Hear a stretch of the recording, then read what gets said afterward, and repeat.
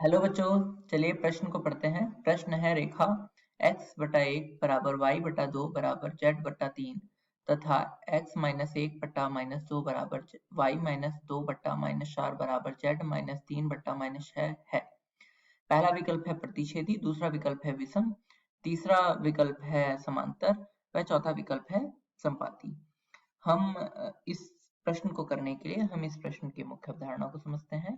तो मुख्य अवधारणा है, अगर दो रेखा जो है वह उसका जो हल होता है वह एक हल है, तो वह जो रेखा होती है वह प्रतिच्छेदी रेखा होती है। प्रतिच्छेदी मतलब एक दूसरे को प्रतिच्छेद कर रही होती हैं। अगर जो उसका हल है वह कोई हल नहीं है, कोई हल नहीं है, कोई हल नहीं है, तब वह समांतर होती है। समांतर होती है तो उसमें कोई हल नहीं होता।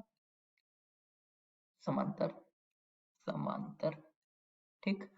और अगर वह उसमें जो हल होते हैं वो, और अगर अनंत हल हो, हल है, तो इसका अर्थ यह है कि वह संपाती है, मतलब एक के ऊपर एक है रेखा। तो यहाँ पर हम इस प्रश्न को करते हैं। तो इस प्रश्न में जो पहली हम इनको हल करते हैं तो इनका हल ज्ञात करते हैं। अगर एक हल आता है, कितने हल आते हैं देखते हैं, तो उसके अनुसार हम आंसर देंगे। तो पहली रेखा के हम व्यापक बिंदु ज्ञात कर लेते हैं। तो व्यापक x बटा 1 बराबर y बटा 2 बराबर z बटा 3 के व्यापक व्यापक बिंदु बिंदु है। कौन से होंगे व्यापक बिंदु इसके?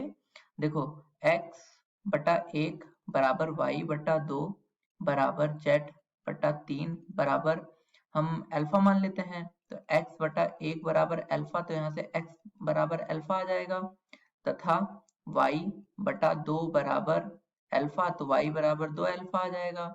और इसी तरीके से z बटा 3 बराबर अल्फा, तो z बराबर कितना आ जाएगा? 3 अल्फा आ जाएगा। तो इसको हम एक्स वाई जेड का मान जो है, इसके जो बिंदु आए हैं वो क्या है, लिख लेते हैं। अल्फा, 2 अल्फा और 3 अल्फा आए हैं। यह हम दूसरी रेखा में रखते हैं। अगर यह दूसरी रेखा हल होने का मतलब तो यही है कि हम यहाँ पे रख के देखते हैं और देखते हैं कि क्या मान आता है अल्फा का। तो यहाँ पर x की जगह पे रखते हैं, तो अल्फा यह हो जाएगा अल्फा माइनस 1 बट्टा 2 बराबर 2 अल्फा माइनस 2 बट्टा 4 बराबर 3 अल्फा, यहाँ पे नीचे माइनस में है, यहाँ पे 3 अल्फा माइनस 3 बटा माइनस 6। अगर हम ऊपर से देखो कि यहाँ पर क्या करते हैं, पहला वाला तो हम यहाँ पर ऐसे लिखे रहने देते हैं। तो यह अल्फा माइनस 1 बटा माइनस 2 बराबर, ऊपर से 2 लेकर काट देते हैं, तो अल्फा माइनस 1 बटा माइनस 2 और इधर 3 लेकर कट करते हैं, तो यह यहाँ पर ये हो जाएगा अल्फा माइनस 1 बटा माइनस 2। माइनस 2 से अगर पूरी अगर समीकरण को हम क्या करते हैं कि कट करते हैं, तो यह अल्फा माइनस 1 बराबर अल्फा माइनस 1 बराबर अल्फा माइनस 1। तो अच्छा, ये तीनों कब बराबर होंगे? ये तीनों कब बराबर होंगे? अल्फा के सभी मान के लिए तो बराबर ही है, तो अर्थात अल्फा के अनंत मानों के लिए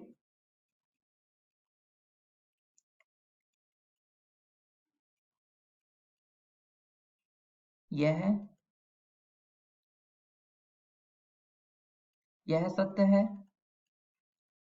अर्थात इसके सॉल्यूशन कितने आ गए, हल कितने आ गए? अनंत। तो अर्थात ये संपाती हो गया।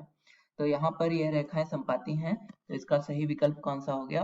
विकल्प डी संपाती। आशा करता हूँ यह प्रश्न आपको समझ में आया होगा। धन्यवाद।